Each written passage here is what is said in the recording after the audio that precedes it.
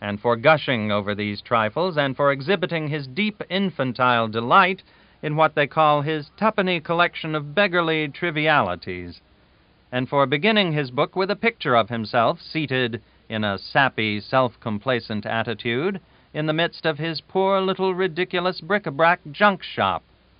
It is easy to say these things. It is easy to revile us, easy to despise us. Therefore let these people rail on. They cannot feel as Bing and I feel. It is their loss, not ours. For my part, I am content to be a bric-a-bracer and a keramiker. More, I am proud to be so named. I am proud to know that I lose my reason as immediately in the presence of a rare jug with an illustrious mark on the bottom of it, as if I had just emptied that jug. Very well. I packed and stored a part of my collection, and the rest of it I placed in the care of the old Grand Ducal Museum in Mannheim by permission. My old blue china cat remains there yet. I present it to that excellent institution. I had but one misfortune with my things. An egg, which I had kept back from breakfast that morning, was broken in packing. It was a great pity. I had shown it to the best connoisseurs in Heidelberg, and they all said it was an antique. We spent a day or two in farewell visits, and then left for Baden-Baden. We had a pleasant trip of it, for the Rhine Valley is always lovely. The only trouble was that the trip was too short. If I remember rightly, it only occupied a couple of hours. Therefore, I judge that the distance was very little, if any, over 50 miles. We quitted the train at Oos and walked the entire remaining distance to Baden-Baden, with the exception of a lift of less than an hour, which we got on a passing wagon, the weather being exhaustingly warm. We came into town on foot. One of the first persons we encountered as we walked up the street was the Reverend Mr. Blank, an old friend from America. A lucky encounter indeed, for his is a most gentle, refined, and sensitive nature, and his company and companionship are a genuine refreshment. One of the first persons we encountered as we walked up the street was the Reverend Mr. Blank, an old friend from America, a lucky encounter indeed, for his is a most gentle, refined, and sensitive nature, and his company and companionship are a genuine refreshment. We knew he had been in Europe some time, but were not at all expecting to run across him. Both parties burst forth into loving enthusiasms, and Reverend Mr. Blank said, "I have got a brimful reservoir of talk to pour out on you, and an empty one ready and thirsting to receive what you have got. We will sit up till midnight and have a good, satisfying interchange, for I leave here early in the morning." We agreed to that, of course. I had been vaguely conscious for a while of a person who was walking in the street abreast of us.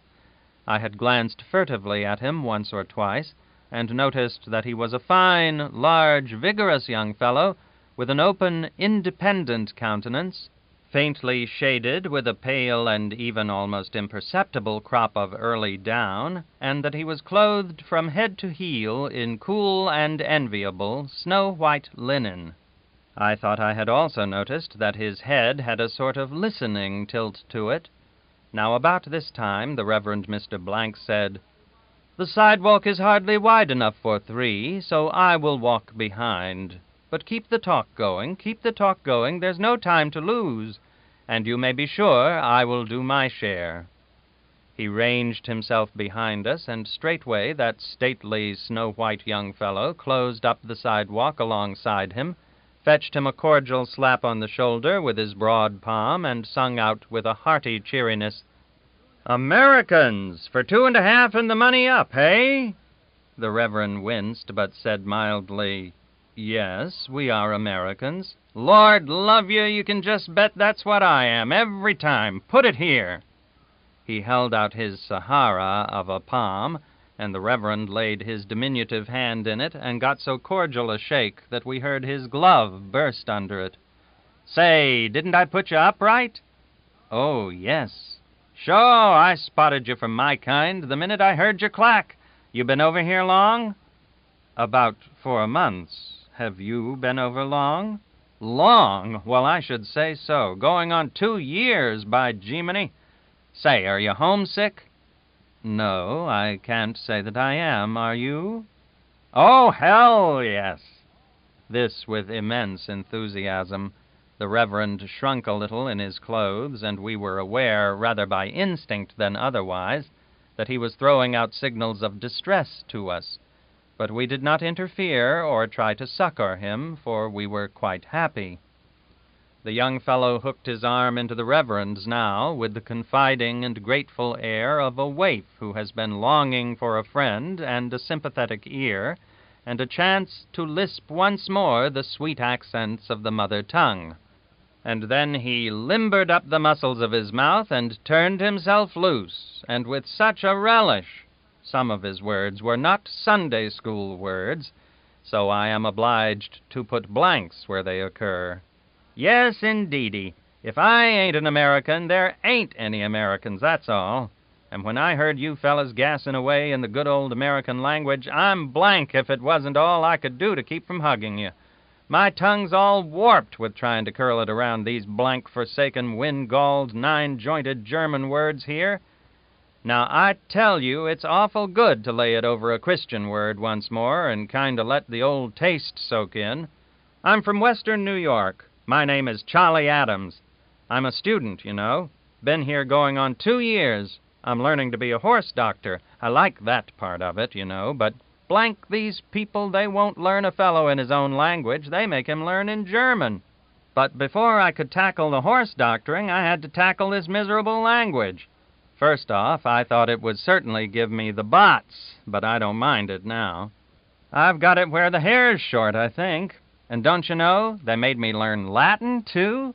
Now, between you and me, I wouldn't give a blank for all the Latin that was ever jabbered. And the first thing I calculate to do when I get through is to just sit down and forget it. 'Twon't take me long, and I don't mind the time anyway. And I tell you what, the difference between school teaching over yonder and school teaching over here, sho! We don't know anything about it.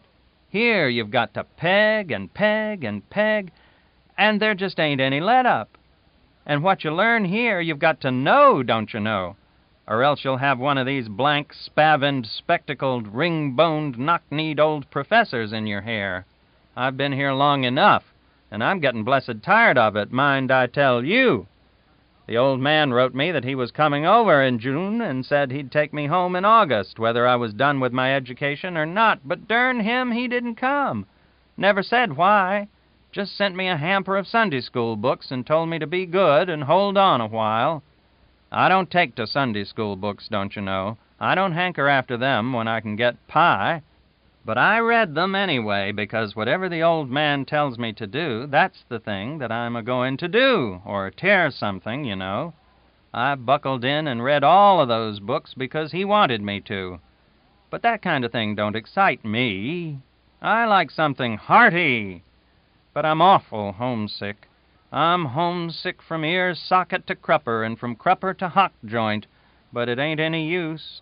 I've got to stay here till the old man drops the rag and gives the word. Yes, sir, right here in this blank country. I've got to linger till the old man says come.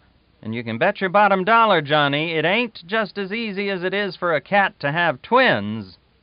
At the end of this profane and cordial explosion, he fetched a prodigious whoosh to relieve his lungs and make recognition of the heat. And then he straightway dived into his narrative again for Johnny's benefit, beginning, "Well, blank, it ain't any use talking. Some of those old American words do have a kind of a bully swing to them. A man can express himself with them. A man can get at what he wants to say, don't you know?" When we reached our hotel, and it seemed that he was about to lose the Reverend, he showed so much sorrow and begged so hard and so earnestly that the Reverend's heart was not hard enough to hold out against the pleadings. So he went away with the parent-honoring student like a right Christian, and took supper with him in his lodgings, and sat in the surf beat of his slang and profanity till near midnight, and then left him. left him pretty well talked out, but grateful, clear down to his frogs, as he expressed it. The Reverend said it had transpired during the interview that Charlie Adams's father was an extensive dealer in horses in western New York. This accounted for Charlie's choice of a profession. The Reverend brought away a pretty high opinion of Charlie as a manly young fellow with stuff in him for a useful citizen. He considered him rather a rough gem, but a gem nevertheless. Chapter 21. Baden-Baden sits in the lap of the hills, and the natural and artificial beauties of the surroundings are combined effectively and charmingly. The level strip of ground which stretches through and beyond the town is laid out in handsome pleasure grounds, shaded by noble trees and adorned at intervals with lofty and sparkling fountain jets. Thrice a day a fine band makes music in the public promenade before the Conversation House, and in the afternoons and evenings that locality is populous with fashionably dressed people of both sexes, who march back and forth past the great music stand and look very much bored, though they make a show of feeling otherwise. It seems like a rather aimless and stupid existence. A good many of these people are there for a real purpose, however. They are racked with rheumatism, and they are there to stew it out in the hot baths. These invalids look melancholy enough, limping about on their canes and crutches, and apparently brooding over all sorts of cheerless things. People say that Germany, with her damp stone houses, is the home of rheumatism. If that is so, Providence must have foreseen that it would be so, and therefore filled the land with these healing baths. Perhaps no other country is so generously supplied with medicinal springs as Germany. Some of these baths are good for one ailment, some for another, and again, peculiar ailments are conquered by combining the individual virtues of several different baths. For instance, some forms of disease, the patient drinks the native hot water of Baden-Baden with a spoonful of salt from Carlsbad Springs dissolved in it. That is not a dose to be forgotten right away. They don't sell this hot water, no. You go into the great Trinkhalle and stand around, first on one foot and then on the other, while 2 or 3 young girls sit pottering at some sort of ladylike sewing work in your neighborhood, and can't seem to see you, polite as $3 clerks in government offices. By and by, one of these rises painfully and stretches fists and body heavenward till she raises her heels from the floor, at the same time refreshing herself with a yawn of such comprehensiveness that the bulk of her face disappears behind her upper lip, and one is able to see how she is constructed inside. Then she slowly closes her cavern, brings down her fists and her heels, comes languidly forward, contemplates you contemptuously, draws you a glass of hot water, and sets it down where you can get it by reaching for it. You take it and say, "How much?" and she returns you, with elaborate indifference, a beggar's answer, "Nach Beliebe," what you please. This thing of using the common beggar's trick and the common beggar's shibboleth to put you on your liberality when you are expecting a simple, straightforward commercial transaction adds a little to your prospering sense of irritation. You ignore her reply and ask again, "How much?" and she calmly, indifferently repeats, "Nach Beliebe." You are getting angry, but you are trying not to show it. You resolve to keep on asking your question till she changes her answer, or at least her annoyingly indifferent manner. Therefore, if your case be like mine, you 2 fools stand there, and without perceptible emotion of any kind, or any emphasis on any syllable, you look blandly into each other's eyes and hold the following idiotic conversation. "How much?" "Nach Beliebe." "How much?" "Nach Beliebe." "How much?" "Nach Beliebe." "How much?" "Nach Beliebe." How much? Nach Beliebe. How much? Nach Beliebe. I do not know what another person would have done, but at this point I gave it up. That cast-iron indifference, that tranquil contemptuousness conquered me, and I struck my colors. Now I knew she was used to receiving about a penny from manly people who care nothing about the opinions of scullery maids, or about twopence from moral cowards, but I laid a silver 25-cent piece within her reach and tried to shrivel her up with this sarcastic speech.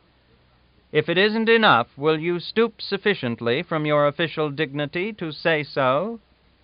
She did not shrivel. Without deigning to look at me at all, she languidly lifted the coin and bit it to see if it was good.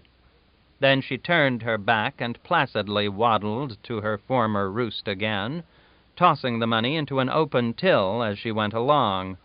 She was victor to the last, you see. I have enlarged upon the ways of this girl because they are typical. Her manners are the manners of a goodly number of the Baden-Baden shopkeepers.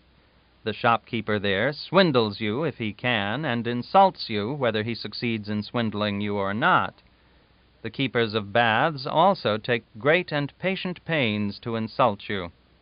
The frowsy woman who sat at the desk in the lobby of the great Friedrichsbad and sold bath tickets not only insulted me twice every day with rigid fidelity to her great trust, but she took trouble enough to cheat me out of a shilling one day to have fairly entitled her to 10. Baden-Baden's splendid gamblers are gone. Only her microscopic knaves remain. An English gentleman who had been living there several years said, "If you could disguise your nationality, you would not find any insolence here. These shopkeepers detest the English and despise the Americans. They are rude to both, more especially to ladies of your nationality and mine. If these go shopping without a gentleman or a manservant, they are tolerably sure to be subjected to petty insolences of manner and tone rather than word, though words that are hard to bear are not always wanting. I know of an instance where a shopkeeper tossed a coin back to an American lady with the remark, snappishly uttered, 'We don't take French money here.' And I know of a case where an English lady said to one of these shopkeepers, 'Don't you think you ask too much for this article?' And he replied with the question, 'Do you think you are obliged to buy it?' However, these people are not impolite to Russians or Germans, and as to rank, they worship that, for they have long been used to generals and nobles. If you wish to see to what abysses servility can descend, present yourself before a Baden-Baden shopkeeper in the character of a Russian prince. It is an inane town, filled with sham and petty fraud and snobbery, but the baths are good. I spoke with many people, and they were all agreed in that. I had had twinges of rheumatism unceasingly during 3 years, but the last one departed after a fortnight's bathing there, and I have never had one since. I fully believe I left my rheumatism in Baden-Baden. Baden-Baden is welcome to it. It was little, but it was all I had to give. I would have preferred to leave something that was catching, but it was not in my power. There are several hot springs there, and during 2,000 years they have poured forth a never-diminishing abundance of the healing water. This water is conducted in pipes to the numerous bathhouses, and is reduced to an endurable temperature by the addition of cold water. The new Friedrichsbad is a very large and beautiful building, and in it one may have any sort of bath that has ever been invented, and with all the additions of herbs and drugs that his ailment may need, or that the physician of the establishment may consider a useful thing to put into the water. You go there, enter the great door, get a bow graduated to your style and clothes from the gorgeous portier, and a bath ticket and an insult from the frowsy woman for a quarter. She strikes a bell, and a serving man conducts you down a long hall and shuts you into a commodious room which has a washstand, a mirror, a boot-jack, and a sofa in it, and there you undress at your leisure. The room is divided by a great curtain. You draw this curtain aside and find a large white marble bathtub with its rim sunk to the level of the floor, and with 3 white marble steps leading down into it. This tub is full of water, which is as clear as crystal, and is tempered to 28 degrees Réaumur, about 95 degrees Fahrenheit. Sunk into the floor by the tub is a covered copper box which contains some warm towels and a sheet. You look fully as white as an angel when you are stretched out in that limpid bath. You remain in it 10 minutes the first time, and afterwards increase the duration from day to day, till you reach 25 or 30 minutes. There you stop. The appointments of the place are so luxurious, the benefit so marked, the price so moderate, and the insults so sure, that you very soon find yourself adoring the Friedrichsbad and infesting it. We had a plain, simple, unpretending, good hotel in Baden-Baden, the Hôtel de France, and alongside my room I had a giggling, cackling, chattering family who always went to bed just 2 hours after me, and always got up just 2 hours ahead of me.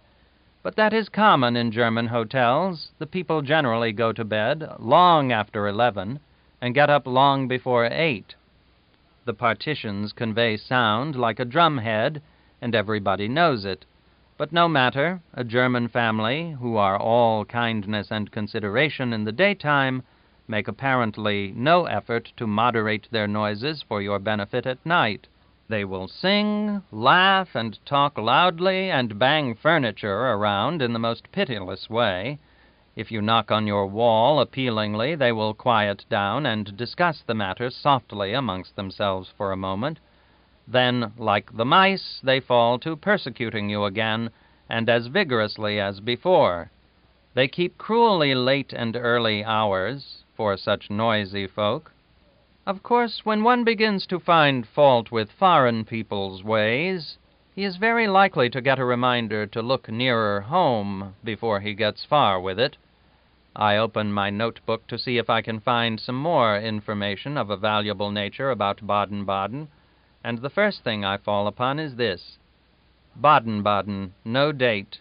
Lots of vociferous Americans at breakfast this morning, talking at everybody while pretending to talk among themselves. On their first travels, manifestly, showing off, the usual signs, airy, easy-going references to grand distances and foreign places. Well, goodbye, old fellow. If I don't run across you in Italy, you hunt me up in London before you sail. The next item which I find in my notebook is this one: the fact that a band of 6,000 Indians are now murdering our frontiersmen at their impudent leisure, and that we are only able to send 1,200 soldiers against them, is utilized here to discourage emigration to America. The common people think the Indians are in New Jersey. This is a new and peculiar argument against keeping our army down to a ridiculous figure in the matter of numbers. It is rather a striking one, too. I have not distorted the truth in saying that the facts in the above item about the Army and the Indians are made use of to discourage emigration to America. That the common people should be rather foggy in their geography, and foggy as to the location of the Indians, is matter for amusement, maybe, but not of surprise. There is an interesting old cemetery in Baden-Baden, and we spent several pleasant hours in wandering through it and spelling out the inscriptions on the aged tombstones. Apparently, after a man has lain there a century or two, and has had a good many people buried on top of him, it is considered that his tombstone is not needed by him any longer. I judge so from the fact that hundreds of old gravestones have been removed from the graves and placed against the inner walls of the cemetery. What artists they had in the old times! They chiseled angels and cherubs and devils and skeletons on the tombstones in the most lavish and generous way as to supply, but curiously grotesque and outlandish as to form. It is not always easy to tell which of the figures belong among the blessed and which of them among the opposite party. But there was an inscription in French on one of these old stones which was quaint and pretty, and was plainly not the work of any other than a poet. It was to this effect: "Here reposes in God Caroline de Cléry, a religieuse of Saint-Denis, aged 83 years, and blind. The light was restored to her in Baden, the 5th of January, 1839. We made several excursions on foot to the neighboring villages, over winding and beautiful roads and through enchanting woodland scenery. The woods and roads were similar to those at Heidelberg, but not so bewitching. I suppose that roads and woods which are up to the Heidelberg mark are rare in the world.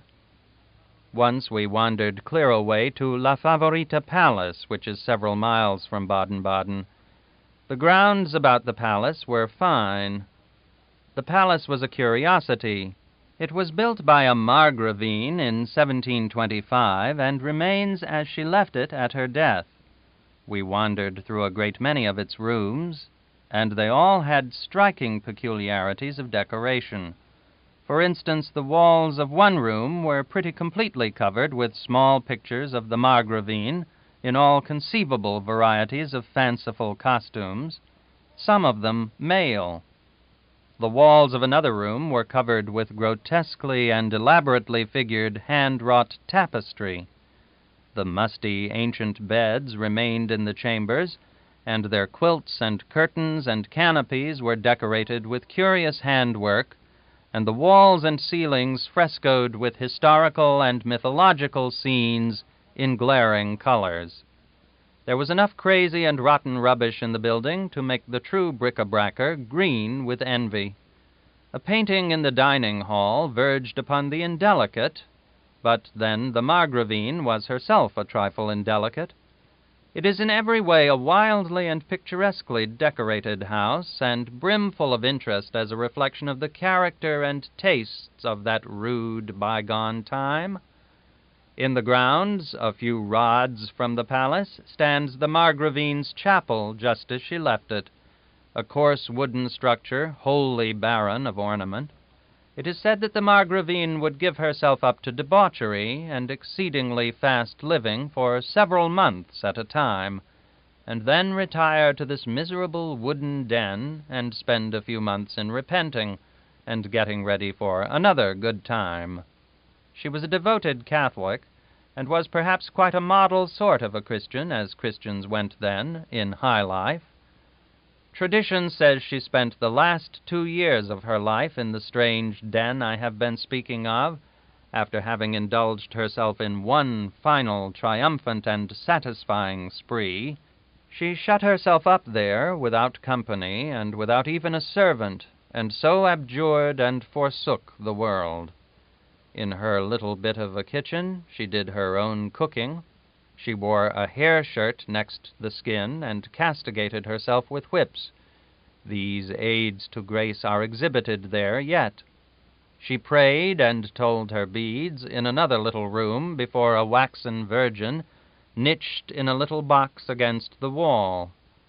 She bedded herself like a slave.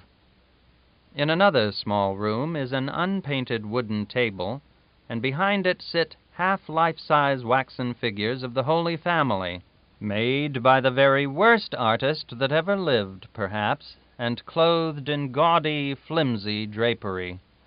The Savior was represented as a lad of about 15 years of age. This figure had lost one eye. The Margravine used to bring her meals to this table and dine with the Holy Family. What an idea that was! What a grisly spectacle it must have been. Imagine it, those rigid, shock-headed figures with corpsey complexions and fishy glass eyes occupying one side of the table in the constrained attitudes and dead fixedness that distinguish all men that are born of wax, and this wrinkled, smoldering old fire-eater occupying the other side, mumbling her prayers and munching her sausages in the ghostly stillness and shadowy indistinctness of a winter twilight. It makes one feel crawly even to think of it. In this sordid place, and clothed, bedded, and fed like a pauper, this strange princess lived and worshipped during 2 years, and in it she died. 200 or 300 years ago, this would have made the poor den holy ground, and the church would have set up a miracle factory there and made plenty of money out of it. The den could be moved into some portions of France and made a good property even now. Chapter 22. From Baden-Baden we made the customary trip into the Black Forest. We were on foot most of the time. One cannot describe those noble woods nor the feeling with which they inspire him. A feature of the feeling, however, is a deep sense of contentment. Another feature of it is a buoyant, boyish gladness. And a third and very conspicuous feature of it is one's sense of the remoteness of the workday world, and his entire emancipation from it and its affairs. Those woods stretch unbroken over a vast region, and everywhere they are such dense woods, and so still, and so piney and fragrant. The stems of the trees are trim and straight, and in many places all the ground is hidden for miles under a thick cushion of moss of a vivid green color, with not a decayed or ragged spot in its surface, and not a fallen leaf or twig to mar its immaculate tidiness. A rich cathedral gloom pervades the pillared aisles, so the stray flecks of sunlight that strike a trunk here and a bough yonder are strongly accented, and when they strike the moss, they fairly seem to burn. But the weirdest effect and the most enchanting is that produced by the diffused light of the low afternoon sun.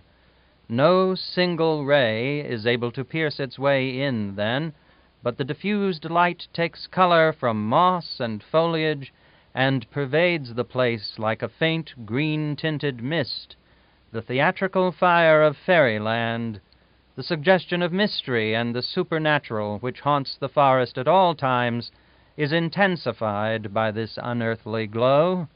We found the Black Forest farmhouses and villages all that the Black Forest stories have pictured them. The first genuine specimen which we came upon was a mansion of a rich farmer and member of the Common Council of the parish or district. He was an important personage in the land, and so was his wife, also, of course. His daughter was the catch of the region, and she may be already entering into immortality as the heroine of one of Auerbach's novels, for all I know. We shall see, for if he puts her in, I shall recognize her by her Black Forest clothes and her burned complexion, her plump figure, her fat hands, her dull expression, her gentle spirit, her generous feet, her bonnetless head, and the plaited tails of hemp-colored hair hanging down her back. The house was big enough for an hotel. It was 100 feet long and 50 wide and 10 feet high from ground to eaves. But from the eaves to the comb of the mighty roof was as much as 40 feet, or maybe even more. This roof was of ancient mud-colored straw thatch a foot thick, and was covered all over, except in a few trifling spots, with a thriving and luxurious growth of green vegetation, mainly moss. The mossless spots were places where repairs had been made by the insertion of bright new masses of yellow straw. The eaves projected far down, like sheltering, hospitable wings. Across the gable that fronted the road, and about 10 feet above the ground, ran a narrow porch with a wooden railing. A row of small windows filled with very small panes looked upon the porch. Above were 2 or 3 other little windows, one clear up under the sharp apex of the roof. Before the ground-floor door was a huge pile of manure. The door of a second-story room on the side of the house was open and occupied by the rear elevation of a cow. Was this probably the drawing-room? All of the front half of the house from the ground up seemed to be occupied by the people, the cows, and the chickens, and all the rear half by draft animals and hay. But the chief feature all around this house was the big heaps of manure. We became very familiar with the fertilizer in the forest. We fell unconsciously into the habit of judging of a man's station in life by this outward and eloquent sign. Sometimes we said, "Here is a poor devil, this is manifest." When we saw a stately accumulation, we said, "Here is a banker." When we encountered a country seat surrounded by an alpine pomp of manure, we said, "Doubtless a duke lives here." The importance of this feature has not been properly magnified in the Black Forest stories. Manure is evidently the Black Forester's main treasure, his coin, his jewel, his pride, his old master, his ceramics, his bric-a-brac, his darling, his title to public consideration, envy, veneration, and the first solicitude when he gets ready to make his will. The true Black Forest novel, if it is ever written, will be skeletoned somewhat in this way. Skeleton for Black Forest novel.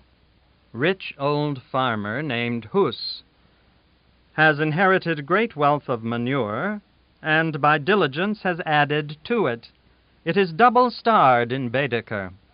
When Baedeker's guidebooks mention a thing and put 2 stars after it, it means well worth visiting, M.T.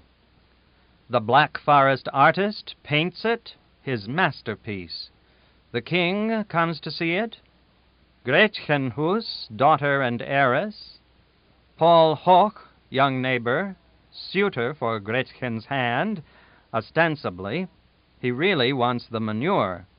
Hoch has a good many cartloads of the Black Forest currency himself, and therefore is a good catch, but he is sordid, mean, and without sentiment, whereas Gretchen is all sentiment and poetry. Hans Schmidt, young neighbor, full of sentiment, full of poetry, loves Gretchen. Gretchen loves him, but he has no manure. Old Huss forbids him the house. His heart breaks. He goes away to die in the woods, far from the cruel world, for he says bitterly, "What is man without manure?" Interval of 6 months. Paul Hoch comes to old Huss and says, "I am at last as rich as you required. Come and view the pile." Old Huss views it and says, "It is sufficient. Take her and be happy," meaning Gretchen. Interval of 2 weeks. Wedding party assembled in old Huss's drawing room. Hoch placid and content. Gretchen weeping over her hard fate. Enter old Huss's head bookkeeper. Huss says fiercely, "I gave you 3 weeks to find out why your books don't balance and to prove that you are not a defaulter. The time is up. Find me the missing property or you go to prison as a thief." Bookkeeper, "I have found it." "Where?" Bookkeeper sternly, tragically, "In the bridegroom's pile. Behold the thief. See him blench and tremble." Sensation. Paul Hoch, "Lost! Lost!" falls over the cow in a swoon and is handcuffed. Gretchen, "Saved!" falls over the calf in a swoon of joy, but is caught in the arms of Hans Schmidt, who springs in at that moment. Old Huss, "What, you here, varlet? Unhand the maid and quit the place." Hans, still supporting the insensible girl, "Never! Cruel old man, know that I come with claims which even you cannot despise." Huss, "What, you? Name them." Hans, "Then listen. The world had forsaken me. I forsook the world. I wandered in the solitude of the forest, longing for death, but finding none.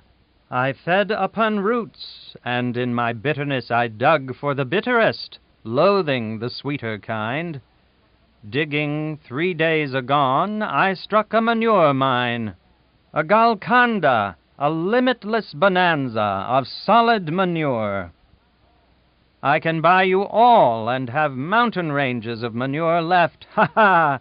Now thou smilest a smile. Immense sensation. Exhibition of specimens from the mine. Old Huss enthusiastically, "Wake her up! Shake her up, noble young man! She is yours!" Wedding takes place on the spot. Bookkeeper restored to his office and emoluments. Paul Hoch led off to jail. The bonanza king of the Black Forest lives to a good old age, blessed with the love of his wife and of his 27 children, and the still sweeter envy of everybody around.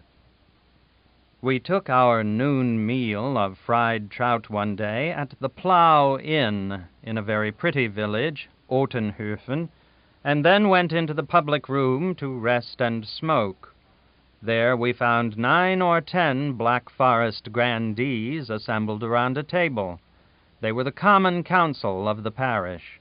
They had gathered there at 8 o'clock that morning to elect a new member, and they had now been drinking beer 4 hours at the new member's expense. They were men of 50 or 60 years of age, with grave, good-natured faces, and were all dressed in the costume made familiar to us by the Black Forest stories, broad, round-topped, black felt hats with the brims curled up all around, long red waistcoats with large metal buttons, black alpaca coats with the waists up between the shoulders. There were no speeches, there was but little talk. There were no frivolities. The council filled themselves gradually, steadily, but surely with beer, and conducted themselves with sedate decorum, as became men of position, men of influence, men of manure. We had a hot afternoon tramp up the valley, along the grassy bank of a rushing stream of clear water, past farmhouses, water-mills, and no end of wayside crucifixes and saints and virgins. These crucifixes, etc., are set up in memory of departed friends by survivors, and are almost as frequent as telegraph poles are in other lands. We followed the carriage road and had our usual luck. We traveled under a beating sun, and always saw the shade leave the shady places before we could get to them. In all our wanderings, we seldom managed to strike a piece of road at its time for being shady. We had a particularly hot time of it on that particular afternoon, and with no comfort but what we could get out of the fact that the peasants at work away up on the steep mountainsides above our heads were even worse off than we were. By and by it became impossible to endure the intolerable glare and heat any longer, so we struck across the ravine and entered the deep, cool twilight of the forest to hunt for what the guidebook called the old road. We found an old road, and it proved eventually to be the right one, though we followed it at the time with the conviction that it was the wrong one. If it was the wrong one, there could be no use in hurrying, therefore we did not hurry, but sat down frequently on the soft moss, and enjoyed the restful quiet and shade of the forest solitudes. There had been distractions in the carriage road, school children, peasants, wagons, troops of pedestrianizing students from all over Germany, but we had the old road all to ourselves. Now and then, while we rested, we watched the laborious ant at his work. I found nothing new in him, certainly nothing to change my opinion of him. It seems to me that in the matter of intellect, the ant must be a strangely overrated bird. During many summers now I have watched him when I ought to have been in better business, and I have not yet come across a living ant that seemed to have any more sense than a dead one. I refer to the ordinary ant, of course. I have had no experience of those wonderful Swiss and African ones which vote, keep drilled armies, hold slaves, and dispute about religion. Those particular ants may be all that the naturalist paints them, But I am persuaded that the average ant is a sham.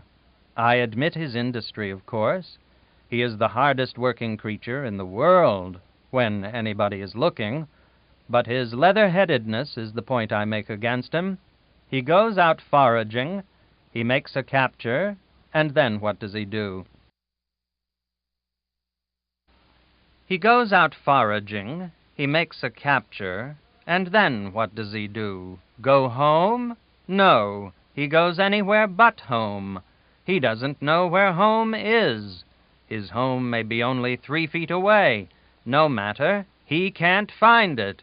He makes his capture, as I have said. It is generally something which can be of no sort of use to himself or anybody else. It is usually 7 times bigger than it ought to be. He hunts out the awkwardest place to take hold of it. He lifts it bodily up in the air by main force and starts not towards home, but in the opposite direction. Not calmly and wisely, but with a frantic haste which is wasteful of his strength. He fetches up against a pebble, and instead of going around it, he climbs over it backwards, dragging his booty after him, tumbles down on the other side, jumps up in a passion, kicks the dust off his clothes, moistens his hands, grabs his property viciously, yanks it this way, then that, shoves it ahead of him a moment, turns tail and lugs it after him another moment, gets madder and madder, then presently hoists it into the air and goes tearing away in an entirely new direction, comes to a weed. It never occurs to him to go around it. No, he must climb it, and he does climb it, dragging his worthless property to the top, which is as bright a thing to do as it would be for me to carry a sack of flour from Heidelberg to Paris by way of Strasbourg steeple. When he gets up there, he finds that that is not the place, takes a cursory glance at the scenery, and either climbs down again or tumbles down, and starts off once more, as usual, in a new direction. At the end of half an hour, he fetches up within 6 inches of the place he started from, and lays his burden down. Meantime, he has been over all the ground for 2 yards around, and climbed all the weeds and pebbles he came across. Now he wipes the sweat from his brow, strokes his limbs, and then marches aimlessly off in as violent a hurry as ever. He traverses a good deal of zigzag country, and by stumbles on his same booty again. He does not remember to have ever seen it before. He looks around to see which is not the way home, grabs his bundle, and starts. He goes through the same adventures he had before, finally stops to rest, and a friend comes along. Evidently the friend remarks that a last year's grasshopper leg is a very noble acquisition, and inquires where he got it. Evidently the proprietor does not remember exactly where he did get it, but thinks he got it around here somewhere. Evidently the friend contracts to help him freight it home. Then, with a judgment peculiarly antic, pun not intentional, they take hold of opposite ends of that grasshopper leg and begin to tug with all their might in opposite directions. Presently they take a rest and confer together. They decide that something is wrong, they can't make out what. Then they go at it again, just as before. Same result. Mutual recriminations. They warm up, and the dispute ends in a fight. They lock themselves together and chew each other's jaws for a while. Then they roll and tumble on the ground till one loses a horn or a leg and has to haul off for repairs. They make up and go to work again in the same old insane way. But the crippled ant is at a disadvantage. Tug as he may, the other one drags off the booty, and him at the end of it. Instead of giving up, he hangs on and gets his shins bruised against every obstruction that comes in the way. By and by, when that grasshopper leg has been dragged all over the same old ground once more, it is finally dumped at about the spot where it originally lay. The 2 perspiring ants inspect it thoughtfully, and decide that dried grasshopper legs are a poor sort of property after all. And then each starts off in a different direction to see if he can't find an old nail or something else that is heavy enough to afford entertainment, and at the same time valueless enough to make an ant want to own it. There, in the black forest, on the mountainside, I saw an ant go through with such a performance as this with a dead spider of fully 10 times his own weight. The spider was not quite dead, but too far gone to resist. He had a round body the size of a pea. The little ant, observing that I was noticing, turned him on his back, sunk his fangs into his throat, lifted him into the air, and started vigorously off with him, stumbling over little pebbles, stepping on the spider's legs and tripping himself up, dragging him backwards, shoving him bodily ahead, dragging him up stones 6 inches high instead of going around them, climbing weeds 20 times his own height, and jumping from their summits, and finally leaving him in the middle of the road to be confiscated by any other fool of an ant that wanted him. I measured the ground which this ass traversed, and arrived at the conclusion that what he had accomplished inside of 20 minutes would constitute some such job as this, relatively speaking, for a man, to wit, to strap 2 800-pound horses together, carry them 1,800 feet, mainly over, not around, boulders, averaging 6 feet high, and in the course of the journey climb up and jump from the top of one precipice, like Niagara, and 3 steeples, each 120 feet high, and then put the horses down in an exposed place, without anybody to watch them, and go off to indulge in some other idiotic miracle for vanity's sake. Science has recently discovered that the ant does not lay up anything for winter. This will knock him out of literature to some extent. He does not work except when people are looking, and only then when the observer has a green, naturalistic look and seems to be taking notes. This amounts to deception, and will injure him for the Sunday schools. He has not judgment enough to know what is good to eat from what isn't. This amounts to ignorance, and will impair the world's respect for him. He cannot stroll around a stump and find his way home again. This amounts to idiocy, and once the damaging fact is established, thoughtful people will cease to look up to him. The sentimental will cease to fondle him. His vaunted industry is but a vanity and of no effect, since he never gets home with anything he starts with. This disposes of the last remnant of his reputation, and wholly destroys his main usefulness as a moral agent, since it will make the sluggard hesitate to go to him any more. It is strange beyond comprehension that so manifest a humbug as the ant has been able to fool so many nations and keep it up so many ages without being found out.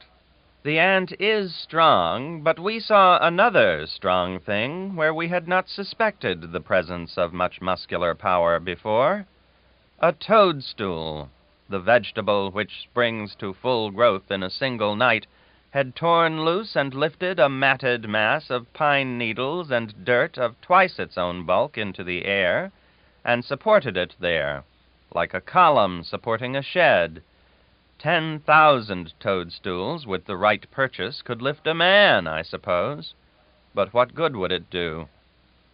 All our afternoon's progress had been uphill.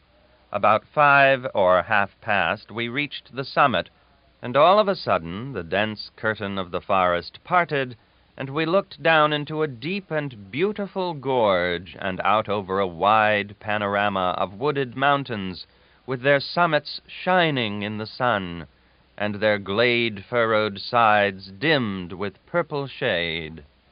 The gorge under our feet, called Allerheiligen, afforded room in the grassy level at its head for a cozy and delightful human nest, shut away from the world and its botherations, and consequently the monks of the old times had not failed to spy it out.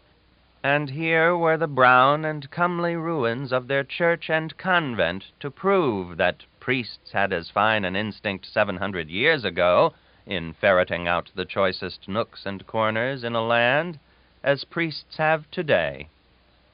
A big hotel crowds the ruins a little now and drives a brisk trade with summer tourists. We descended into the gorge and had a supper, which would have been very satisfactory if the trout had not been boiled. The Germans are pretty sure to boil a trout, or anything else if left to their own devices. This is an argument of some value in support of the theory that they were the original colonists of the wild islands off the coast of Scotland.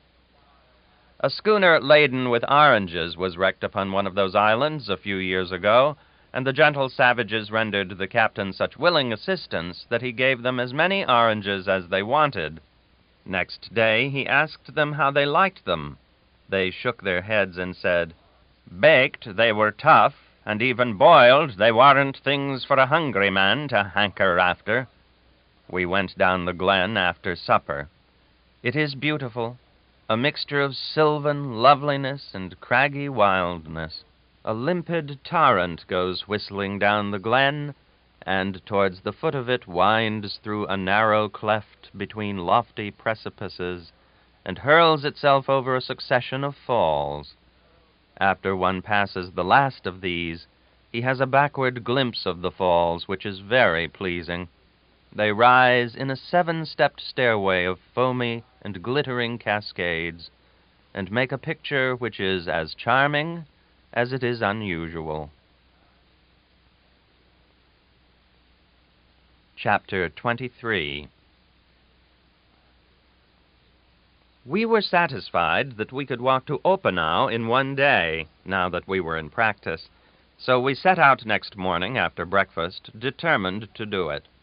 It was all the way downhill, and we had the loveliest summer weather for it, so we set the pedometer, and then stretched away on an easy, regular stride, down through the cloven forest, drawing in the fragrant breath of the morning in deep, refreshing draughts, and wishing we might never have anything to do forever but walk to Oppenau, and keep on doing it, and then doing it over again.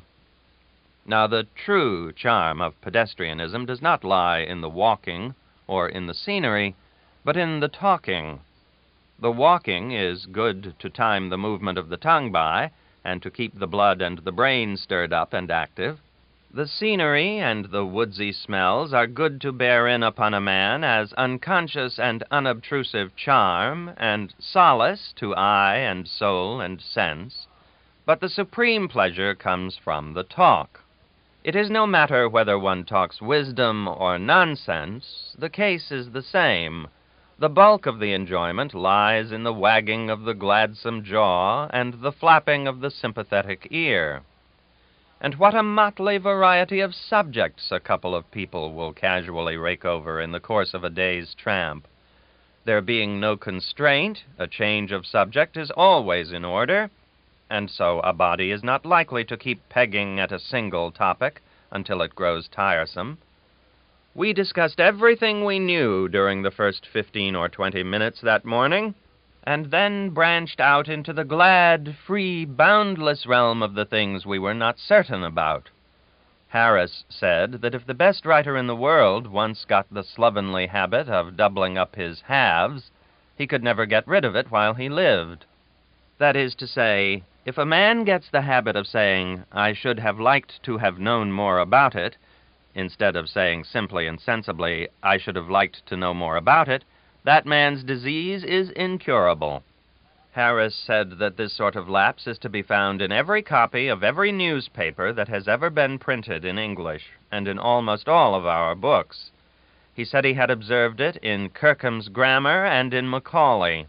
Harris believed that milk teeth are commoner in men's mouths than those doubled-up halves. Quote, "I do not know that there have not been moments in the course of the present session when I should have been very glad to have accepted the proposal of my noble friend, and to have exchanged parts in some of our evenings of work." Unquote. from a speech of the English Chancellor of the Exchequer, August 1879. That changed the subject to dentistry. I said I believed the average man dreaded tooth-pulling more than amputation, and that he would yell quicker under the former operation than he would under the latter. The philosopher Harris said that the average man would not yell in either case if he had an audience. Then he continued, "When our brigade first went into camp on the Potomac, we used to be brought up standing occasionally by an ear-splitting howl of anguish. That meant that a soldier was getting a tooth pulled in a tent. But the surgeons soon changed that.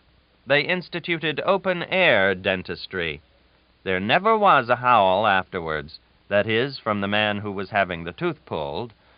At the daily dental hour, there would always be about 500 soldiers gathered together in the neighborhood of that dental chair, waiting to see the performance and help. And the moment the surgeon took a grip on the candidate's tooth and began to lift, every one of those 500 rascals would clap his hand to his jaw and begin to hop around on one leg and howl with all the lungs he had. It was enough to raise your hair to hear that variegated and enormous unanimous caterwaul burst out. With so big and so derisive an audience as that, a sufferer wouldn't emit a sound though you pulled his head off. The surgeons said that pretty often a patient was compelled to laugh in the midst of his pangs, but that they had never caught one crying out after the open-air exhibition was instituted. Dental surgeons suggested doctors. Doctors suggested death. Death suggested skeletons, and so, by a logical process, the conversation melted out of one of these subjects and into the next, until the topic of skeletons raised up Nicodemus Dodge out of the deep grave in my memory, where he had lain buried and forgotten for 25 years.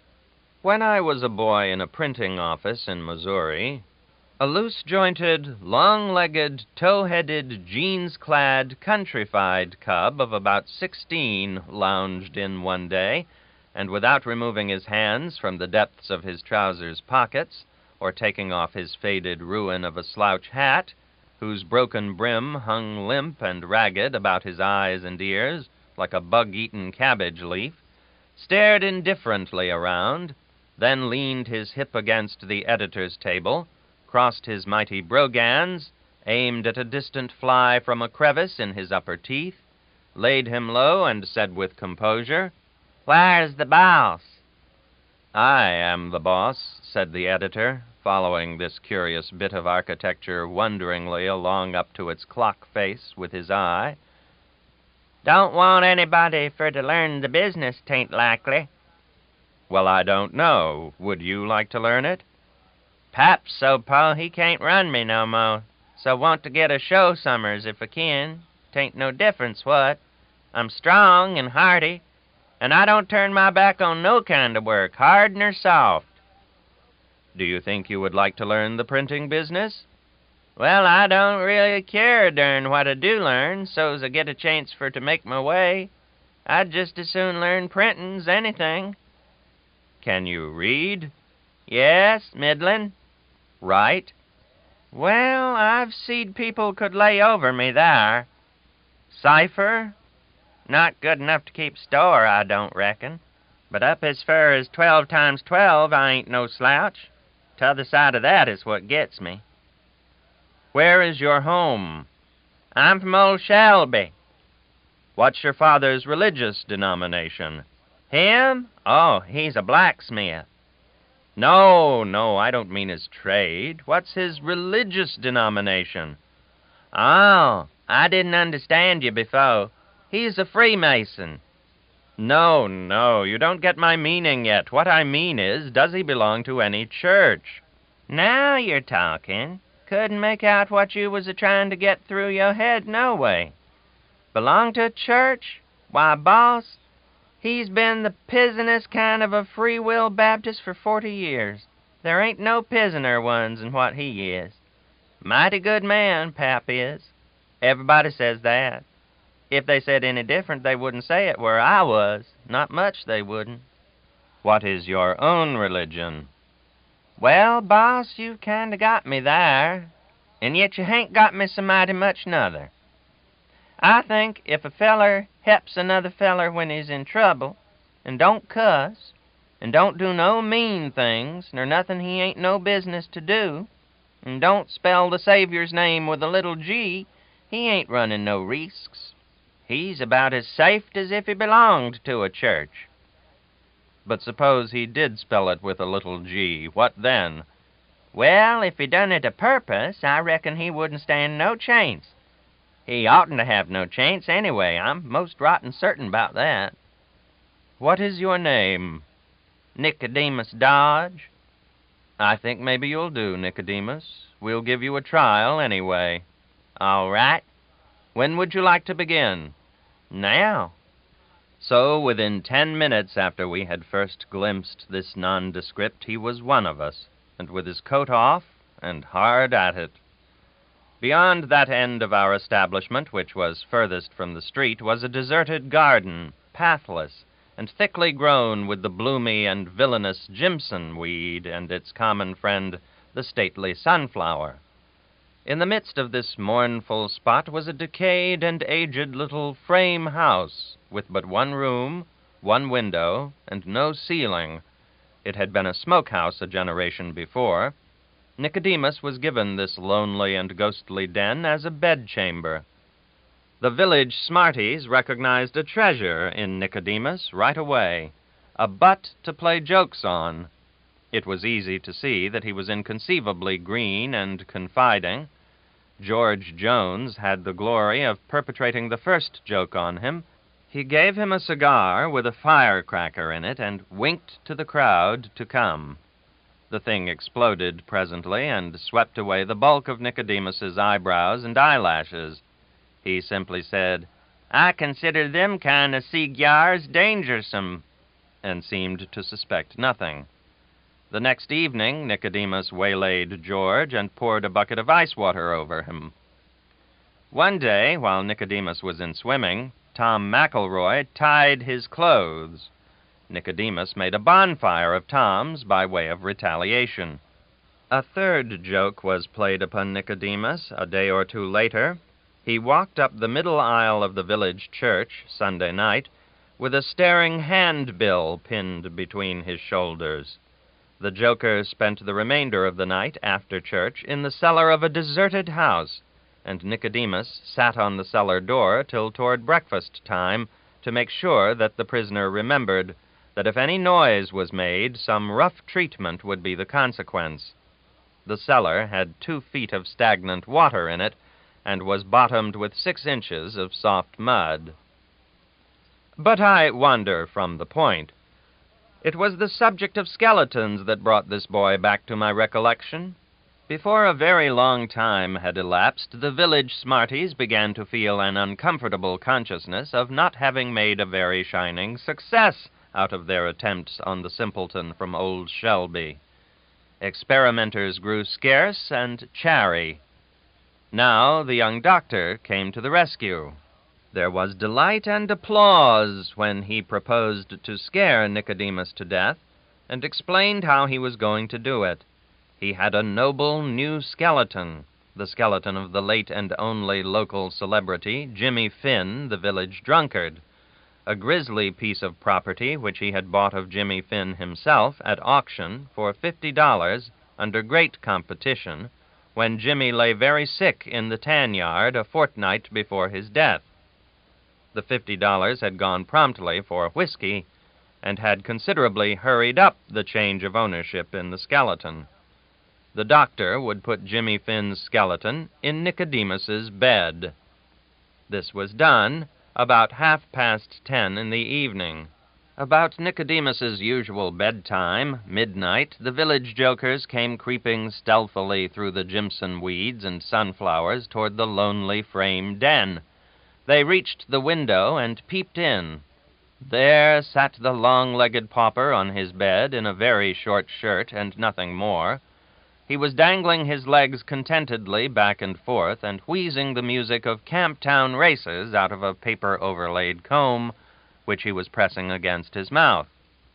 By him lay a new jew's harp, a new top, a solid India rubber ball, a handful of painted marbles, 5 pounds of store candy, and a well-gnawed slab of gingerbread as big and as thick as a volume of sheet music. He had sold the skeleton to a traveling quack for $3 and was enjoying the result. Just as we had finished talking about skeletons and were drifting into the subject of fossils, Harris and I heard a shout and glanced up the steep hillside. We saw men and women standing away up there looking frightened, and there was a bulky object tumbling and floundering down the steep slope toward us. We got out of the way, and when the object landed in the road, it proved to be a boy. He had tripped and fallen, and there was nothing for him to do but trust to luck and take what might come. When one starts to roll down a place like that, there is no stopping till the bottom is reached. Think of people farming on a slant which is so steep that the best you can say of it, if you want to be fastidiously accurate, is that it is a little steeper than a ladder and not quite so steep as a mansard roof. But that is what they do.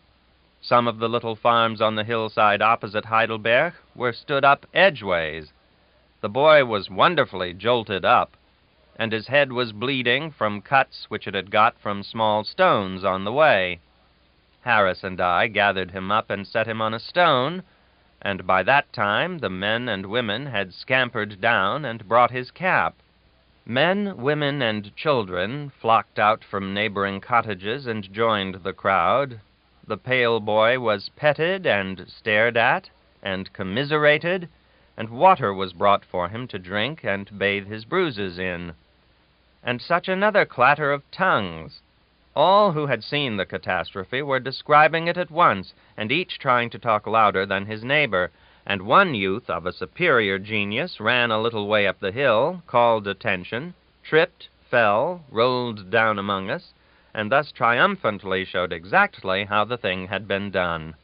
Harris and I were included in all the descriptions, how we were coming along, how Hans Gross shouted, how we looked up startled, how we saw Peter coming like a cannon shot, how judiciously we got out of the way and let him come, and with what presence of mind we picked him up and brushed him off, and set him on a rock when the performance was over.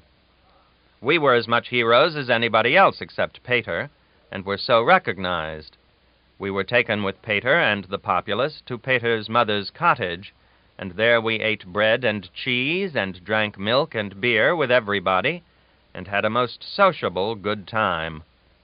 And when we left, we had a handshake all around, and were receiving and shouting back "Leb wohls" until a turn in the road separated us from our cordial and kindly new friends forever. We accomplished our undertaking. At 8:30 in the evening, we stepped into Oppenau, just 11 hours and a half out from Allerheiligen, 146 miles. This is the distance by pedometer. The guidebook and the imperial ordnance maps makes it only 10 1/4. A surprising blunder, for these two authorities are usually singularly accurate in the matter of distances. Chapter 24. That was a thoroughly satisfactory walk, and the only one we were ever to have, which was all the way downhill. We took the train next morning and returned to Baden-Baden through fearful fogs of dust. Every seat was crowded, too, for it was Sunday, and consequently everybody was taking a pleasure excursion. Hot! The sky was an oven, and a sound one, too, with no cracks in it to let in any air. An odd time for a pleasure excursion, certainly. Sunday is the great day on the continent, the free day, the happy day. One can break the Sabbath in 100 ways without committing any sin. We do not work on Sunday because the commandment forbids it. The Germans do not work on Sunday because the commandment forbids it. We rest on Sunday because the commandment requires it, The Germans rest on Sunday because the commandment requires it. But in the definition of the word rest lies all the difference. With us, its Sunday meaning is stay in the house and keep still. With the Germans, its Sunday and weekday meaning seems to be the same. Rest the tired part, and never mind the other parts of the frame. Rest the tired part, and use the means best calculated to rest that particular part. Thus, if one's duties have kept him in the house all the week, it will rest him to be out on Sunday. If his duties have required him to read weighty and serious matter all the week, it will rest him to read light matter on Sunday. If his occupation has busied him with death and funerals all the week, it will rest him to go to the theater Sunday night and put in 2 or 3 hours laughing at a comedy. If he is tired with digging ditches or felling trees all the week, it will rest him to lie quiet in the house on Sunday. If the hand, the arm, the brain, the tongue, or any other member is fatigued with inanition, it is not to be rested by adding a day's inanition. But if a member is fatigued with exertion, inanition is the right rest for it. Such is the way in which the Germans seem to define the word rest. That is to say, they rest a member by recreating, recuperating, restoring its forces. But our definition is less broad. We all rest alike on Sunday, by secluding ourselves and keeping still, whether that is the surest way to rest the most of us or not. The Germans make the actors, the preachers, etc., work on Sunday. We encourage the preachers, the editors, the printers, etc., to work on Sunday, and imagine that none of the sin falls upon us. But I do not know how we are going to get around the fact that if it is wrong for the printer to work at his trade on Sunday, it must be equally wrong for the preacher to work at his, since the commandment has made no exception in his favor. We buy Monday morning's paper and read it, and thus encourage Sunday printing. But I shall never do it again. The Germans remember the Sabbath day to keep it holy by abstaining from work as commanded. We keep it holy by abstaining from work as commanded, and by also abstaining from play, which is not commanded. Perhaps we constructively break the command to rest, because the resting we do is in most cases only a name and not a fact. These reasonings have sufficed in a measure to mend the rent in my conscience which I made by traveling to Baden-Baden that Sunday. We arrived in time to furbish up and get to the English church before services began. We arrived in considerable style, too, for the landlord had ordered the first carriage that could be found, since there was no time to lose, and our coachman was so splendidly liveried that we were probably mistaken for a brace of stray dukes. Also, why were we honored with a pew all to ourselves, away up among the very elect at the left of the chancel? That was my first thought. In the pew directly in front of us sat an elderly lady, plainly and cheaply dressed. At her side sat a young lady with a very sweet face, and she also was quite simply dressed, but around us and about us were clothes and jewels which it would do anybody's heart good to worship in. I thought it was pretty manifest that the elderly lady was embarrassed at finding herself in such a conspicuous place, arrayed in such cheap apparel. I began to feel sorry for her and troubled about her. She tried to seem very busy with her prayer book and her responses, and unconscious that she was out of place, but I said to myself, she is not succeeding. There is a distressed tremulousness in her voice which betrays increasing embarrassment. Presently the Saviour's name was mentioned, and in her flurry she lost her head completely, and rose and curtsied instead of making a slight nod as everyone else did. The sympathetic blood surged to my temples, and I turned and gave those fine birds what I intended to be a beseeching look, which said, "If any of you pets of fortune laugh at this poor soul, you will deserve to be flayed for it." Things went from bad to worse, and I shortly found myself mentally taking the unfriended lady under my protection. My mind was wholly upon her, I forgot all about the sermon. Her embarrassment took stronger and stronger hold upon her. She got to snapping the lid of her smelling bottle. It made a loud, sharp sound, but in her trouble she snapped and snapped away, unconscious of what she was doing. The last extremity was reached when the collection plate began its rounds. The moderate people threw in pennies, the nobles and the rich contributed silver, but she laid a 20-mark gold piece upon the bookrest before her with a sounding slap. I said to myself, she has parted with all her little hoard to buy the consideration of these unpitying people. It is a sorrowful spectacle. I did not venture to look around this time, but as the service closed, I said to myself, let them laugh. It is their opportunity.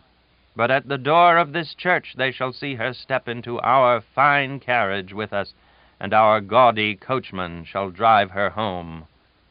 Then she rose, and all the congregation stood while she walked down the aisle. She was the Empress of Germany. No, she had not been so much embarrassed as I had supposed. My imagination had got started on the wrong scent, and that is always hopeless. One is sure, then, to go straight on, misinterpreting everything clear through to the end. The young lady, with her Imperial Majesty, was a maid of honor, and I had been taking her for one of her boarders all the time. This is the only time I have ever had an empress under my personal protection, and considering my inexperience, I wonder I got through with it so well. I should have been a little embarrassed myself if I had known earlier what sort of a contract I had on my hands. We found that the Empress had been in Baden-Baden several days. It is said that she never attends any but the English form of church service. I lay abed and read and rested from my journey's fatigues the remainder of that Sunday, but I sent my agent to represent me at the afternoon service, for I never allow anything to interfere with my habit of attending church twice every Sunday. There was a vast crowd in the public grounds that night to hear the band play the Fremersberg.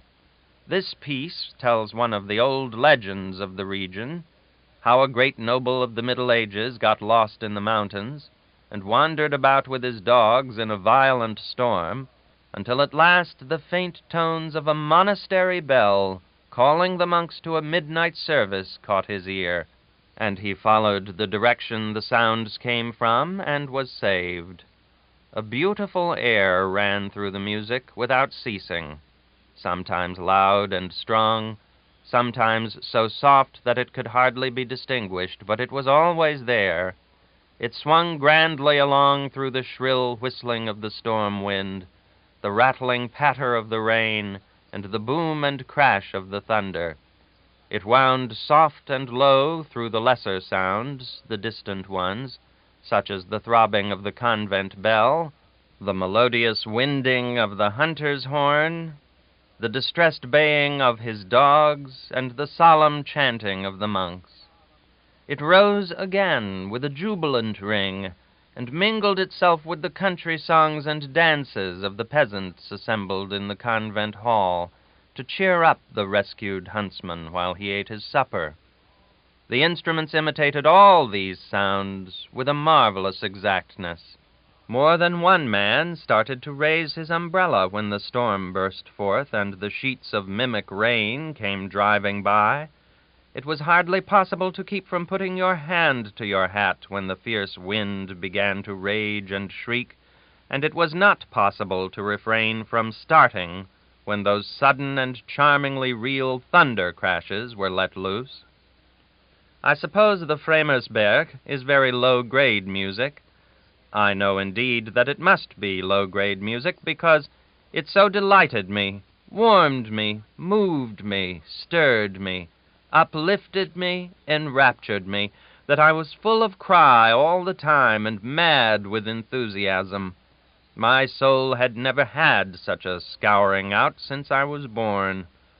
The solemn and majestic chanting of the monks was not done by instruments, but by men's voices. and it rose and fell and rose again in that rich confusion of warring sounds and pulsing bells, and the stately swing of that ever-present enchanting air, and it seemed to me that nothing but the very lowest of low-grade music could be so divinely beautiful.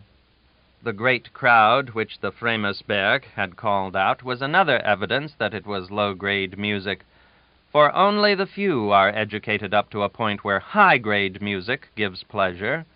I have never heard enough classic music to be able to enjoy it.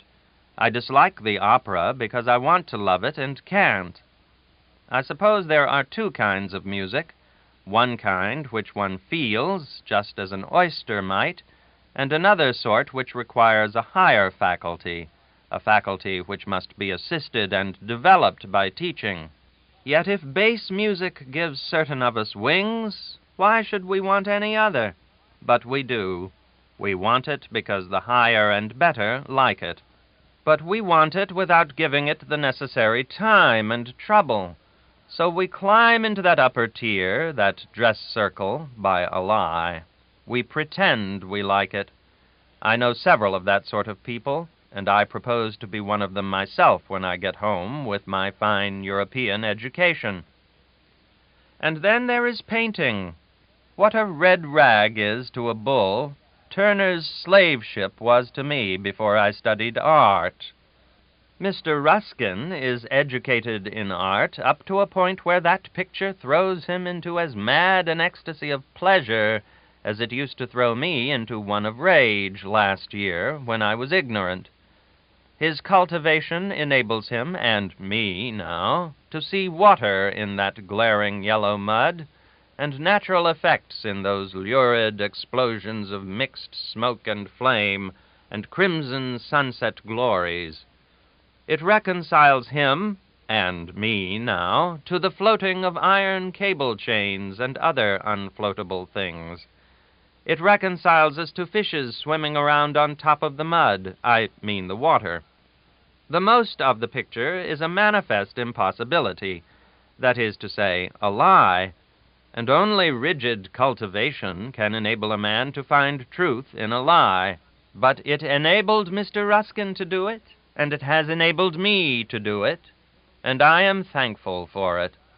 A Boston newspaper reporter went and took a look at the slave ship, floundering about in that fierce conflagration of reds and yellows, and said it reminded him of a tortoise-shell cat having a fit in a platter of tomatoes. In my then uneducated state, that went home to my non-cultivation, and I thought, here is a man with an unobstructed eye. Mr. Ruskin would have said, this person is an ass. That is what I would say now. Mr. Ruskin would have said, this person is an ass. That is what I would say now. Months after this was written, I happened into the National Gallery in London and soon became so fascinated with the Turner pictures that I could hardly get away from the place. I went there often afterwards, meaning to see the rest of the gallery, but the Turner spell was so strong it could not be shaken off. However, the Turners which attracted me most did not remind me of the slave ship. However, our business in Baden-Baden this time was to join our courier. I had thought it best to hire one, as we should be in Italy by and by, and we did not know that language. Neither did he. We found him at the hotel, ready to take charge of us. I asked him if he was all fixed. He said he was. That was very true. He had a trunk, 2 small satchels, and an umbrella. I was to pay him $55 a month and railway fares. On the continent, the railway fare on a trunk is about the same as it is on a man. Couriers do not have to pay any board and lodging. This seems a great saving to the tourist at first. It does not occur to the tourist that somebody pays that man's board and lodging. It occurs to him by and by, however, in one of his lucid moments. Chapter 25. Next morning we left in the train for Switzerland and reached Lucerne about 10 o'clock at night. The first discovery I made was that the beauty of the lake had not been exaggerated. Within a day or two I made another discovery.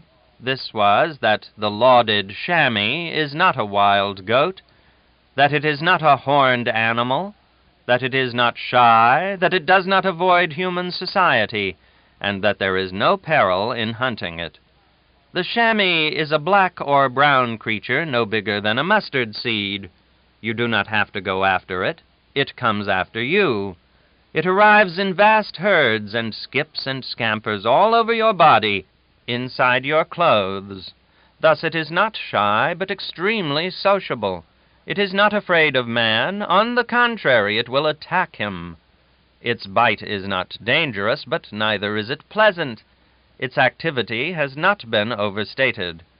If you try to put your finger on it, it will skip 1,000 times its own length at one jump, and no eye is sharp enough to see where it lights.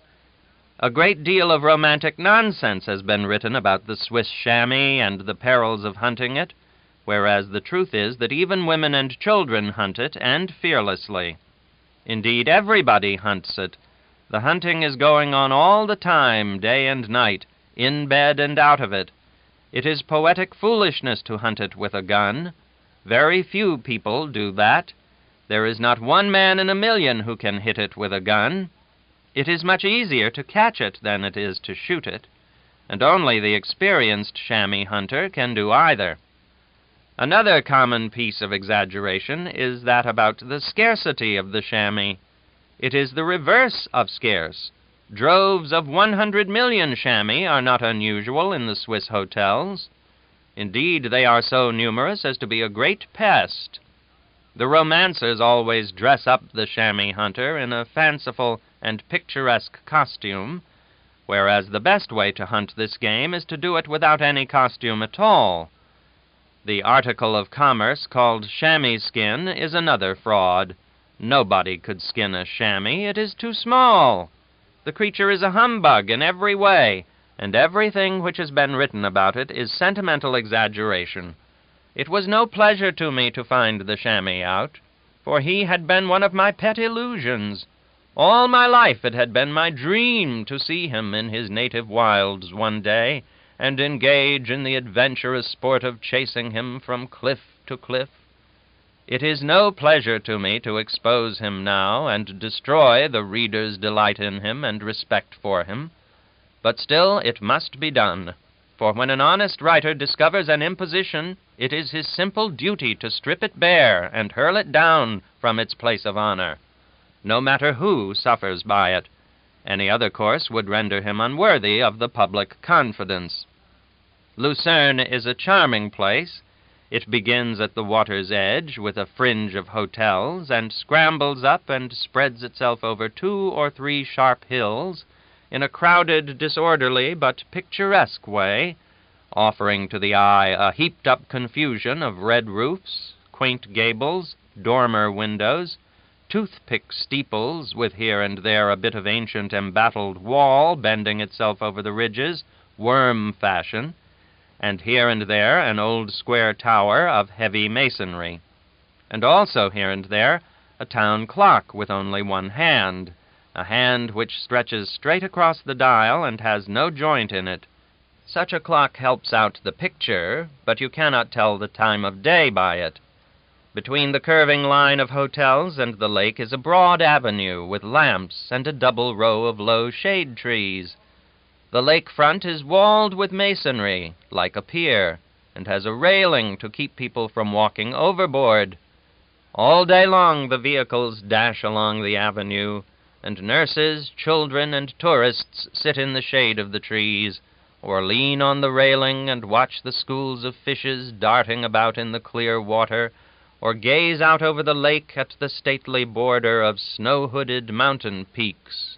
Little pleasure steamers, black with people, are coming and going all the time, and everywhere one sees young girls and young men paddling about in fanciful rowboats, or skimming along by the help of sails when there is any wind.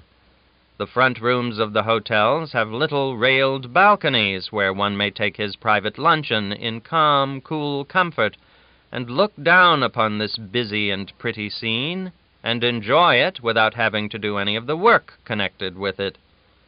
Most of the people, both male and female, are in walking costume and carry alpenstocks. Evidently, it is not considered safe to go about in Switzerland, even in town, without an alpenstock. If the tourist forgets and comes down to breakfast without his alpenstock, he goes back and gets it and stands it up in a corner. When his touring in Switzerland is finished, he does not throw that broomstick away, but lugs it home with him to the far corners of the earth, although this costs him more trouble and bother than a baby or a courier could. You see, the alpenstock is his trophy. His name is burned upon it, and if he has climbed a hill or jumped a brook or traversed a brickyard with it, he has the names of those places burned upon it too. Thus it is his regimental flag, so to speak, and bears the record of his achievements. It is worth 3 francs when he buys it, but a bonanza could not purchase it after his great deeds have been inscribed upon it. There are artisans all about Switzerland whose trade it is to burn those things upon the alpenstock of the tourist. And observe, a man is respected in Switzerland according to his alpenstock.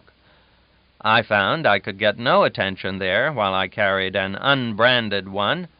However, branding is not expensive, so I soon remedied that. The effect upon the next detachment of tourists was very marked. I felt repaid for my trouble. Half of the summer horde in Switzerland is made up of English people. The other half is made up of many nationalities, the Germans leading and the Americans coming next. The Americans were not as numerous as I had expected they would be. The 7:30 table d'hôte at the great Schweizerhof furnished a mighty array and variety of nationalities, but it offered a better opportunity to observe costumes than people, for the multitude sat at immensely long tables, and therefore the faces were mainly seen in perspective, but the breakfasts were served at small round tables, and then if one had the fortune to get a table in the midst of the assemblage, he could have as many faces to study as he could desire. We used to try to guess out the nationalities, and generally succeeded tolerably well. Sometimes we tried to guess people's names, but that was a failure. That is a thing which probably requires a good deal of practice. We presently dropped it, and gave our efforts to less difficult particulars. One morning I said, "There is an American party." Harris said, "Yes, but name the state." I named one state, Harris named another. We agreed upon one thing, however, that the young girl with the party was very beautiful and very tastefully dressed. But we disagreed as to her age. I said she was 18. Harris said she was 20. The dispute between us waxed warm, and I finally said, with a pretense of being in earnest, "Well, there is one way to settle the matter. I will go and ask her." Harris said sarcastically, "Certainly, that is the thing to do. All you need to do is to use the common formula over here. Go and say, 'I'm an American. Of course she will be glad to see you.'"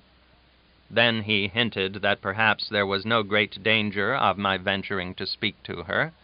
I said, "I was only talking. I didn't intend to approach her. But I see you do not know what an intrepid person I am. I am not afraid of any woman that walks. I will go and speak to this young girl." The thing I had in my mind was not difficult. I meant to address her in the most respectful way, and ask her to pardon me if her strong resemblance to a former acquaintance of mine was deceiving me, and when she should reply that the name I mentioned was not the name she bore, I meant to beg pardon again most respectfully and retire. There would be no harm done. I walked to her table, bowed to the gentleman, then turned to her and was about to begin my little speech, when she exclaimed, "I knew I wasn't mistaken. I told John it was you. John said it probably wasn't, but I knew I was right. I said you would recognize me presently and come over, and I'm glad you did, for I shouldn't have felt much flattered if you had gone out of this room without recognizing me. Sit down. Sit down. How odd it is. You are the last person I was ever expecting to see again." This was a stupefying surprise.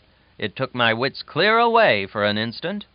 However, we shook hands cordially all round, and I sat down, but truly this was the tightest place I ever was in. I seemed to vaguely remember the girl's face now, but I had no idea where I had seen it before, or what name belonged with it. I immediately tried to get up a diversion about Swiss scenery to keep her from launching into topics that might betray that I did not know her, but it was of no use. She went right along upon matters which interested her more. "Oh, dear, what a night that was, when the sea washed the forward boats away. Do you remember it?" "Oh, don't I?" said I. But I didn't. I wished the sea had washed the rudder and the smokestack and the captain away. Then I could have located this questioner. "And don't you remember how frightened poor Mary was, and how she cried?" "Indeed I do," said I. "Dear me, how it all comes back." I fervently wished it would come back, but my memory was a blank. The wise way would have been to frankly own up, but I could not bring myself to do that after the young girl had praised me so for recognizing her. So I went on deeper and deeper into the mire, hoping for a chance clue, but never getting one. The unrecognizable continued with vivacity. "Do you know George married Mary after all?" "Why, no, did he?" "Indeed he did. He said he did not believe she was half as much to blame as her father was, and I thought he was right, didn't you?" "Of course he was. It was a perfectly plain case. I always said so." "Why, no, you didn't, at least that summer." "Oh, no, not that summer. No, you are perfectly right about that. It was the following winter that I said it." "Well, as it turned out, Mary was not in the least to blame. It was all her father's fault, at least his and old Darley's." It was necessary to say something, so I said, "I always regarded Darley as a troublesome old thing." "So he was, but then they always had a great affection for him, although he had so many eccentricities. You remember that when the weather was the least cold, he would try to come into the house?" I was rather afraid to proceed. Evidently Darley was not a man. He must be some other kind of animal, possibly a dog, maybe an elephant.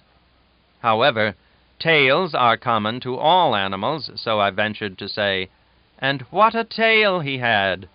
"One, he had 1,000. This was bewildering. I did not quite know what to say, so I only said, "Yes, he was rather well fixed in the matter of tails." "For a Negro, and a crazy one at that, I should say he was," said she. It was getting pretty sultry for me. I said to myself, "Is it possible she is going to stop there and wait for me to speak? If she does, the conversation is blocked. A Negro with 1,000 tails is a topic which a person cannot talk about fluently and instructively without more or less preparation. As to diving rashly into such a vast subject—" But here, to my gratitude, she interrupted my thought by saying, "Yes, when it came to tales of his crazy woes, there was simply no end to them if anybody would listen. His own quarters were comfortable enough, but when the weather was cold, the family was sure to have his company. Nothing could keep him out of the house. But they always bore it kindly because he had saved Tom's life years before. You remember Tom?" "Oh, perfectly. Fine fellow he was, too." "Yes, he was. And what a pretty little thing his child was." "You may well say that. I never saw a prettier child." "I used to delight to pet it and dandle it and play with it." "So did I." "You named it. What was that name? I can't call it to mind." It appeared to me that the ice was getting pretty thin here. I would have given something to know what the child's sex was. However, I had the good luck to think of a name that would fit either sex, so I brought it out. "I named it Frances." "From a relative, I suppose? But you named the one that died, too. One that I never saw. What did you call that one?" I was out of neutral names, but as the child was dead, and she had never seen it, I thought I might risk a name for it and trust to luck. Therefore I said, "I called that one Thomas Henry." she said musingly. "That is very singular, very singular." I sat still and let the cold sweat run down. I was in a good deal of trouble, but I believed I could worry through if she wouldn't ask me to name any more children. I wondered where the lightning was going to strike next. She was still ruminating over that last child's title, but presently she said, "I have always been sorry you were away at the time. I would have had you name my child." "Your child? Are you married?" "I have been married 13 years. Christened, you mean?" "No, married. The youth by your side is my son." "It seems incredible, even impossible. I do not mean any harm by it, but would you mind telling me if you are any over 18? That is to say, will you tell me how old you are?" "I was just 19 the day of the storm we were talking about. That was my birthday." That did not help matters much, as I did not know the date of the storm. I tried to think of some non-committal thing to say, to keep up my end of the talk and render my poverty in the matter of reminiscences as little noticeable as possible, but I seemed to be about out of non-committal things. I was about to say, "You haven't changed a bit since then," but that was risky.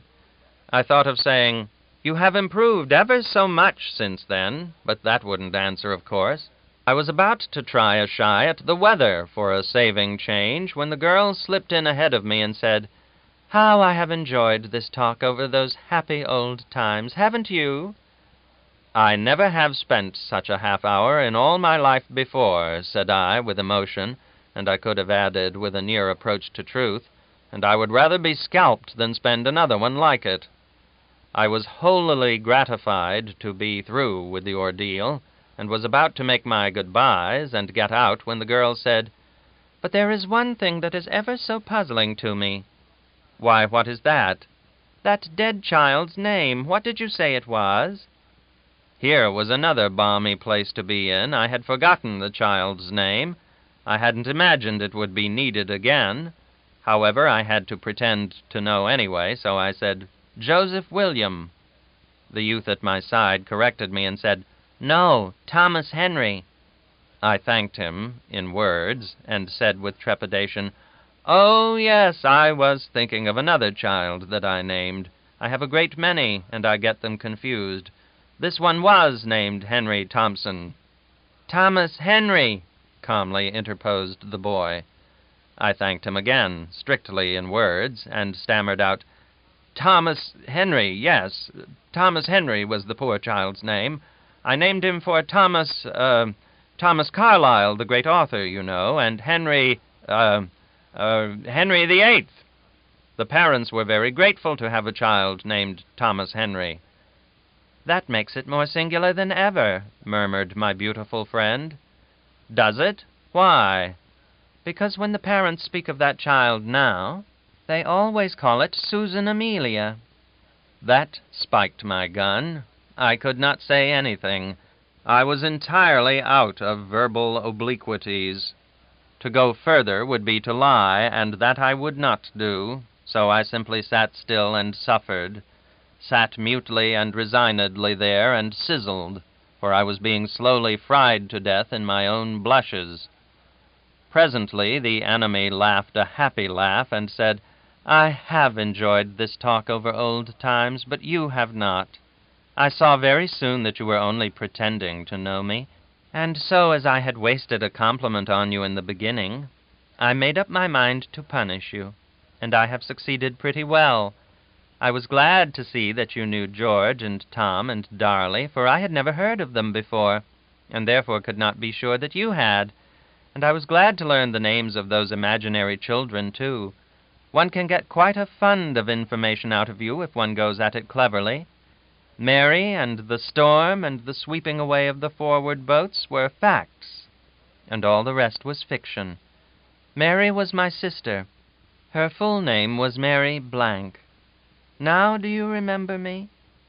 "Yes," I said, "I do remember you now, and you are as hard-hearted as you were 13 years ago in that ship, else you wouldn't have punished me so. You haven't changed your nature nor your person in any way at all.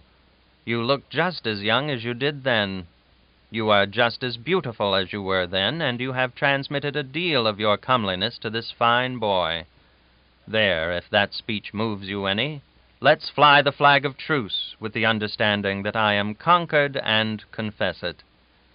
All of which was agreed to and accomplished on the spot. When I went back to Harris, I said, "Now you see what a person with talent and address can do?" "Excuse me, I see what a person of colossal ignorance and simplicity can do. The idea of your going and intruding on a party of strangers that way, and talking for half an hour. Why, I never heard of a man in his right mind doing such a thing before. What did you say to them?" "I never said any harm. I merely asked the girl what her name was." "I don't doubt it. Upon my word, I don't. I think you were capable of it. It was stupid in me to let you go over there and make such an exhibition of yourself. But you know, I couldn't really believe you would do such an inexcusable thing. What will those people think of us?" "But how did you say it? I mean, the manner of it. I hope you were not abrupt." "No, I was careful about that," I said. "My friend and I would like to know what your name is, if you don't mind." "No, that was not abrupt. There is a polish about it that does you infinite credit, and I am glad you put me in. That was a delicate attention which I appreciate at its full value. What did she do?" "She didn't do anything in particular. She told me her name." "Simply told you her name? Do you mean to say she did not show any surprise?" "Well, now I come to think, she did show something. Maybe it was surprise. I hadn't thought of that. I took it for gratification." "Oh, undoubtedly you were right. It must have been gratification. It could not be otherwise than gratifying to be assaulted by a stranger with such a question as that. Then what did you do?" "I offered my hand, and the party gave me a shake." "I saw it. I did not believe my own eyes at the time. Did the gentlemen say anything about cutting your throat?" "No, they all seemed glad to see me as far as I could judge." "And do you know, I believe they were. I think they said to themselves, doubtless this curiosity has got away from his keeper. Let us amuse ourselves with him." There is no other way of accounting for their facile docility. You sat down. Did they ask you to sit down?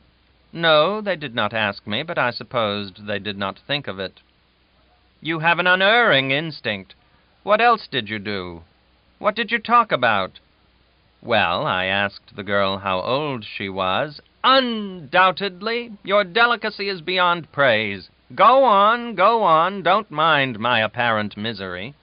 "I always look so when I am steeped in profound and reverent joy. Go on, she told you her age?"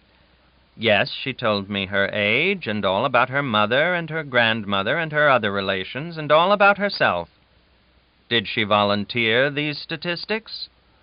"No, not exactly that. I asked the questions, and she answered them." "This is divine. Go on. It is not possible that you forgot to inquire into her politics." "No, I thought of that. She is a Democrat. Her husband is a Republican, and both of them are Baptists." "Her husband? Is that child married?" "She is not a child. She is married, and that is her husband who is there with her." "Has she any children?" "Yes, 7½ "That is impossible." "No, she has them. She told me herself." "Well, but 7½ How do you make out the half? Where does the half come in?" "That is a child which she had by another husband. Not this one, but another one. So it is a stepchild, and they do not count it full measure." "Another husband? Has she had another husband?" "Yes, 4. This one is number 4. "I do not believe a word of it. It is impossible upon its face. Is that boy there her brother?" "No, that is her son. He is her youngest. He is not as old as he looks. He is only 11½. "These things are all manifestly impossible. This is a wretched business. It is a plain case. They simply took your measure and concluded to fill you up. They seem to have succeeded. I am glad I am not in the mess. They may at least be charitable enough to think there ain't a pair of us. Are they going to stay here long?" No, they leave before noon. There is one man who is deeply grateful for that. How did you find out? You asked, I suppose. No, along at first I inquired into their plans in a general way, and they said they were going to be here a week and make trips round about. But toward the end of the interview, when I said you and I would tour around with them with pleasure and offered to bring you over and introduce you, they hesitated a little and asked if you were from the same establishment that I was. I said you were, and then they said they had changed their mind and considered it necessary to start at once and visit a sick relative in Siberia. Ah, me, you struck the summit. You struck the loftiest altitude of stupidity that human effort has ever reached. You shall have a monument of jackasses' skulls as high as the Strasbourg spire if you die before I do. They wanted to know if I was from the same establishment that you hail from, did they? What did they mean by establishment? I don't know. It never occurred to me to ask. Well, I know. They meant an asylum. An idiot asylum, do you understand? So they do think there's a pair of us after all. Now, what do you think of yourself? Well, I don't know. I didn't know I was doing any harm. I didn't mean to do any harm. They were very nice people, and they seemed to like me. Harris made some rude remarks and left for his bedroom to break some furniture, he said. He was a singularly irascible man. Any little thing would disturb his temper. I had been well scorched by the young woman, but no matter. I took it out of Harris. One should always get even in some way, else the sore place will go on hurting. Chapter 26. The Hofkirche is celebrated for its organ concerts. All summer long the tourists flock to that church about 6 o'clock in the evening and pay their franc and listen to the noise.